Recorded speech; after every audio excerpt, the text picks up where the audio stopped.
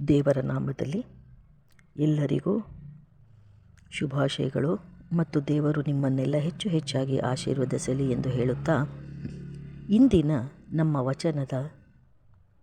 ವಚನದ ಯಾವ ಭಾಗವನ್ನು ನಾವು ಧ್ಯಾನಿಸುತ್ತಿದ್ದೇವೆ? ಯೆಹೋವನು ದೂರದಿಂದ ನನಗೆ ಕಾಣಿಸಿಕೊಂಡು ಹೇಳಿದ್ದೇನೆಂದರೆ, ನಾನು ನಿನ್ನನ್ನು ನಿತ್ಯ ಪ್ರೀತಿಯಿಂದ ಪ್ರೀತಿಸಿದ್ದೇನೆ, ಆದ ಕಾರಣ ಕೃಪೆಯಿಂದ ನಿನ್ನನ್ನು ನನ್ನ ಬಳಿಗೆ ಸೆಳೆದಿದ್ದೇನೆ. ಹೇಳಬಹುದಾ ಯಾವ ವಚನ ಇದು ಅಂತ? ಅದೇ ಯೆರೆಮೀಯ 31:3. ನಿನ್ನನ್ನು ಬಿಡದ ನಿತ್ಯ ಪ್ರೀತಿ. ಇವೆಲ್ಲವೂ ಈ ಒಂದು ವಚನದಲ್ಲಿ ಶೀರ್ಷಿಕೆಗಳಾಗಿ ನಮಗೆ ಕಾಣಿಸ್ಕೊಳ್ತವೆ. ದೂರದಲ್ಲಿದ್ದ ನನ್ನನ್ನು ದೇವರು ತನ್ನ ಬಳಿಗೆ ಸೆಳೆದನು. ನಾನು ಮರೆತರೂ ದೇವರು ನನ್ನನ್ನು ಮರೆತಿಲ್ಲ. ನಿನ್ನ ಪ್ರೀತಿಯ ಕರೆಯು ಕಣ್ಣೀರಿನ ಮಧ್ಯೆಯೂ ನನ್ನನ್ನು ಹುಡುಕಿದ ದೇವರು. ಒಡೆಯಲ್ಪಟ್ಟ ಹೃದಯಕ್ಕೆ ದೇವರ ಪ್ರೀತಿಯ ಸ್ಪರ್ಶ. ಹೀಗೆ ಹಲವಾರು ಸಂಗತಿಗಳು, ಹಲವಾರು ಸಂದೇಶಗಳು ನಮಗೆ ಈ ವಚನದಲ್ಲಿ ಸಿಗ್ತಾ ಹೋಗುತ್ತೆ. ಪ್ರಿಯ ಸಹೋದರ ಸಹೋದರಿಯರೇ, ನಮ್ಮ ಜೀವನದಲ್ಲಿ ಕೆಲವೊಮ್ಮೆ ನಾವು ಒಂಟಿಯಾಗಿದ್ದೇವೆ ಎಂದು ಭಾವಿಸುತ್ತೇವೆ. ಕೆಲವರು ನಮ್ಮನ್ನು ಬಿಟ್ಟು ಹೋಗಿರಬಹುದು, ನಾವು ನಂಬಿದವರು ನಮ್ಮನ್ನು ನಿರಾಶೆಗೊಳಿಸಿರಬಹುದು. ಕೆಲ ಸಂದರ್ಭಗಳಲ್ಲಿ ದೇವರು ನನ್ನನ್ನು ಮರೆತಿದ್ದಾನೆಯೇ ಎಂದು ಪ್ರಶ್ನೆ ಮೂಡಬಹುದು. ಆದರೆ ಇಂತಹ ಸಮಯದಲ್ಲಿಯೇ ಯೆರೆಮೀಯ 31:3 ನಮ್ಮ ಹೃದಯಕ್ಕೆ ಸಮಾಧಾನವನ್ನು ತರುತ್ತದೆ. ದೇವರು ಹೇಳುತ್ತಾನೆ, ನಾನು ನಿನ್ನನ್ನು ನಿತ್ಯ ಪ್ರೀತಿಯಿಂದ ಪ್ರೀತಿಸಿದ್ದೇನೆ.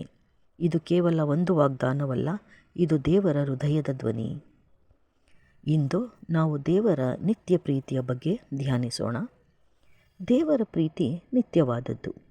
ಮಾನವರ ಪ್ರೀತಿ ಬದಲಾಗಬಹುದು, ಸ್ನೇಹಿತರು ಬದಲಾಗಬಹುದು, ಸಂಬಂಧಗಳು ಮುರಿಯಬಹುದು, ಲೋಕದ ಅಭಿಪ್ರಾಯಗಳು ಬದಲಾಗಬಹುದು. ಆದರೆ ದೇವರ ಪ್ರೀತಿ ಎಂದಿಗೂ ಬದಲಾಗುವುದಿಲ್ಲ. ನಾವು ಯಶಸ್ವಿಯಾದಾಗ ಮಾತ್ರವಲ್ಲ, ನಾವು ವಿಫಲರಾದಾಗಲೂ ಆತನು ಪ್ರೀತಿಸುತ್ತಾನೆ.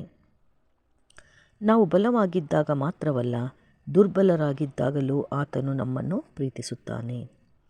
ದೇವರ ಪ್ರೀತಿ ಸಮಯಕ್ಕೆ ಸೀಮಿತವಲ್ಲ, ಅದು ನಿತ್ಯವಾದದ್ದು. ದೇವರು ದೂರದಿಂದಲೂ ನಮ್ಮನ್ನು ನೋಡುತ್ತಾನೆ.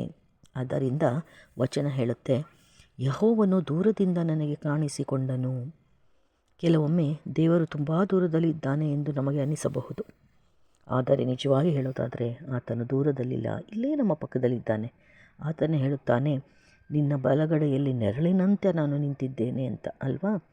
ಹಾಗಾಗಿ ನಾವು ದೂರ ಹೋಗಿದ್ದೇವಷ್ಟೆ. ಪಾಪದಿಂದ ದೂರ ಹೋಗಿರಬಹುದು, ನಿರಾಶೆಯಿಂದ ದೂರ ಹೋಗಿರಬಹುದು, ಗಾಯಗಳಿಂದ, ತಪ್ಪು ಕಲ್ಪನೆಯಿಂದ ದೂರ ಹೋಗಿರಬಹುದು, ಅಥವಾ ನಮ್ಮ ಸುತ್ತಲೂ ನಡೆಯುತ್ತಿರುವಂಥ ಸನ್ನಿವೇಶಗಳು, ಕಷ್ಟಗಳು, ಚಿಂತೆಯಿಂದ ನಾವು ದೂರ ಹೋಗಿರಬಹುದು. ಆದರೆ ಚಿಂತೆ, ಕಷ್ಟಗಳನ್ನು ನಮ್ಮ ಮನಸ್ಸಿನಲ್ಲಿ ಇಟ್ಕೊಂಡು ದೇವರಿಂದ ದೂರ ಹೋಗಿರಬಹುದು. ಆದರೂ ದೇವರ ಕಣ್ಣುಗಳು ನಮ್ಮ ಮೇಲೆಯೇ ಇರುತ್ತವೆ. ತಪ್ಪಿಸಿಕೊಂಡ ಕುರಿಯನ್ನು ಹುಡುಕುವ ಕುರುಬನಂತೆ ಆತನು ನಮ್ಮನ್ನು ಹುಡುಕುತ್ತಾನೆ. ಕೃಪೆಯಿಂದ ದೇವರು ನಮ್ಮನ್ನು ಸೆಳೆಯುತ್ತಾನೆ. ಹಾಗಾಗಿ ದೇವರು ಹೇಳೋದೇನೆಂದರೆ, ಕೃಪೆಯಿಂದ ನಿನ್ನನ್ನು ನನ್ನ ಬಳಿಗೆ ಸೆಳೆದಿದ್ದೇನೆ. ನಾವು ದೇವರ ಬಳಿಗೆ ಬಂದದ್ದು ನಮ್ಮ ಯೋಗ್ಯತೆಯಿಂದಲ್ಲ, ನಮ್ಮ ಒಳ್ಳೆಯತನದಿಂದಲ್ಲ, ಅಥವಾ ನೀತಿಯಿಂದಲ್ಲ, ಅಥವಾ ಶಕ್ತಿಯಿಂದಲ್ಲ. ಅದು ದೇವರ ಕೃಪೆ. ನಾವು ಬೀಳುವಾಗ ಆತನು ಎತ್ತುತ್ತಾನೆ. ನಾವು ಅಳುವಾಗ ಆತನು ಸಮಾಧಾನಪಡಿಸುತ್ತಾನೆ.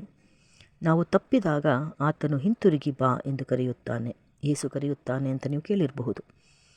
ದೇವರ ಪ್ರೀತಿ ಒಡೆಯಲ್ಪಟ್ಟವರನ್ನು ಮರುಸ್ಥಾಪಿಸುತ್ತದೆ. ಇಸ್ರಾಯೇಲ್ಯರು ಬಂಧನದಲ್ಲಿ ಇದ್ದಾಗ ಈ ವಾಗ್ದಾನವನ್ನು ದೇವರು ಕೊಟ್ಟನು. ಅವರು ನಿರಾಶರಾಗಿದ್ದರು, ಅವರಿಗೆ ಭವಿಷ್ಯ ಕಾಣ್ತಾ ಇರಲಿಲ್ಲ. ಆದರೆ ದೇವರು ಹೇಳ್ತಾನೆ, ನಾನು ಇನ್ನೂ ನಿನ್ನನ್ನು ಪ್ರೀತಿಸುತ್ತೇನೆ. ಬಹುಶಃ ಇಂದು ನಿಮ್ಮ ಕನಸುಗಳು ಒಡೆದಿರಬಹುದು, ನಿಮ್ಮ ಹೃದಯ ಗಾಯಗೊಂಡಿರಬಹುದು, ನಿಮ್ಮ ಕುಟುಂಬದಲ್ಲಿ ಸಮಸ್ಯೆಗಳಿರಬಹುದು. ಆದರೆ ದೇವರು ಇನ್ನೂ ಹೇಳುತ್ತಾನೆ, ನಾನು ನಿನ್ನನ್ನು ಪ್ರೀತಿಸುತ್ತೇನೆ. ಆತನ ಪ್ರೀತಿ ಗಾಯಗಳನ್ನು ಗುಣಪಡಿಸುತ್ತದೆ. ಆತನ ಪ್ರೀತಿ ಮುರಿದ ಜೀವನವನ್ನು ಮರುಕಟ್ಟುತ್ತದೆ. ದೇವರ ಪ್ರೀತಿಗೆ ನಮ್ಮ ಪ್ರತಿಕ್ರಿಯೆ ಏನಿರಬೇಕು? ಹಾಗಾಗಿ ಅವನ ಪ್ರೀತಿಯನ್ನು ಅರಿತಂಥವರಾದ ನಾವು ಏನು ಮಾಡಬೇಕು? ದೇವರ ಮೇಲೆ ನಂಬಿಕೆ ಇಡಬೇಕು. ಅರ್ಥವಾಗದ ಸಂದರ್ಭಗಳಲ್ಲಿಯೂ ಆತನನ್ನು ನಂಬಬೇಕು. ದೇವರ ಬಳಿಗೆ ಹಿಂತಿರುಗಬೇಕು. ದೂರ ಹೋಗಿದ್ದರೆ ಹಿಂದೆ ಹಿಂತಿರುಗಿ ಬನ್ನಿರಿ. ದೇವರ ಪ್ರೀತಿಯಲ್ಲಿ ನೆಲೆಗೊಳ್ಳಬೇಕು. ಭಯದಲ್ಲಿ ಅಲ್ಲ, ಅನುಮಾನದಲ್ಲಿ ಅಲ್ಲ, ಆತನ ಪ್ರೀತಿಯಲ್ಲಿ ಬದುಕಬೇಕು. ಇತರರನ್ನು ಪ್ರೀತಿಸಬೇಕು. ನಮಗೆ ದೊರೆತ ಪ್ರೀತಿಯನ್ನು ಇತರರಿಗೂ ಹಂಚಬೇಕು. ಹಾಗಾಗಿ ನಾವು ಯಾವ ರೀತಿ ದೇವರಿಂದ ದೂರ ಹೋಗಿದ್ದರೂ ದೇವರು ನಮ್ಮನ್ನು ಹುಡುಕುವುದನ್ನು ನಿಲ್ಲಿಸುವುದಿಲ್ಲ. ಅವನ ಪ್ರೀತಿ ನಮ್ಮನ್ನು ಮತ್ತೆ ತನ್ನ ತೋಳಿನಲ್ಲಿ ಎತ್ತಿಕೊಳ್ಳುತ್ತದೆ. ಆದ್ದರಿಂದ ಪ್ರಿಯರೇ, ಇಂದು ದೇವರು ಪ್ರತಿಯೊಬ್ಬರಿಗೂ ಹೇಳುತ್ತಿದ್ದಾನೆ, ನನಗೆ, ನಿಮಗೆ, ಎಲ್ರಿಗೂ ಹೇಳ್ತಾ ಇದ್ದಾನೆ. ಏನು? ನಾನು ನಿನ್ನನ್ನು ನಿತ್ಯ ಪ್ರೀತಿಯಿಂದ ಪ್ರೀತಿಸಿದ್ದೇನೆ. ನಿನ್ನ ಪರಿಸ್ಥಿತಿ ಏನೇ ಇರಲಿ, ನಿನ್ನ ವೈಫಲ್ಯಗಳು ಏನೇ ಇರಲಿ, ನಿನ್ನ ಕಣ್ಣೀರು ಎಷ್ಟೇ ಇರಲಿ, ದೇವರ ಪ್ರೀತಿ ಇನ್ನೂ ನಿನ್ನನ್ನು ಆವರಿಸಿದೆ. ನೀನು ಒಂಟಿಯಲ್ಲ, ನೀನು ಮರೆತು ಹೋಗಿಲ್ಲ, ಅಥವಾ ನಾನು ನಿನ್ನನ್ನು ಮರ್ತಿಲ್ಲ. ನೀನು ದೇವರಿಗೆ ಅಮೂಲ್ಯನು. ಆತನ ನಿತ್ಯ ಪ್ರೀತಿಯಲ್ಲಿ ವಿಶ್ರಾಂತಿ ಹೊಂದೋಣ. ಹಾಗಾಗಿ ದೇವಜನರೇ, ನಿಮ್ಮ ಕರಗಳನ್ನು ಜೋಡಿಸಿ ಪ್ರಭು ಯೇಸುವಿನಲ್ಲಿ ಏಕಾಗ್ರತೆಯನ್ನು ಮೂಡಿಸಿ ನನ್ನೊಂದಿಗೆ ಪ್ರಾರ್ಥಿಸಿರಿ. ಪ್ರೀತಿಯ ಪರಲೋಕ ತಂದೆಯೇ, ನಮ್ಮ ಮೇಲೆ ಇರುವ ನಿಮ್ಮ ನಿತ್ಯ ಪ್ರೀತಿಗಾಗಿ ನಿಮಗೆ ಸ್ತೋತ್ರ ಸಲ್ಲಿಸುತ್ತೇನೆ. ನಾವೆಲ್ಲರೂ ನಿಮಗೆ ಸ್ತೋತ್ರ ಧನ್ಯವಾದಗಳನ್ನು ಸಲ್ಲಿಸುತ್ತೇವೆ ದೇವರೇ. ನಾವು ದುರ್ಬಲರಾದಾಗಲೂ ದೂರವಾದಾಗಲೂ ನಿಮ್ಮ ಪ್ರೀತಿ ನಮ್ಮನ್ನು ಹುಡುಕಿ ನಮ್ಮ ಬಳಿಗೆ ಬಂದದಕ್ಕಾಗಿ ಕೃತಜ್ಞರಾಗಿದ್ದೇವೆ. ಕರ್ತನೇ, ಇಂದು ನಿರಾಶೆಯಲ್ಲಿರುವವರನ್ನು ಬಲಪಡಿಸು, ಗಾಯಗೊಂಡ ಹೃದಯಗಳನ್ನು ಸ್ಪರ್ಶಿಸು. ಒಂಟಿತನದಲ್ಲಿರುವವರಿಗೆ ನಿಮ್ಮ ಸನ್ನಿಧಿಯ ಅನುಭವವನ್ನು ಕೊಡು.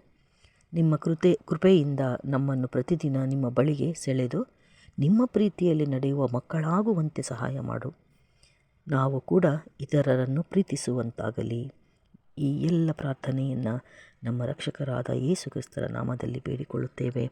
ಆಮೇನ್, ಆಮೇನ್.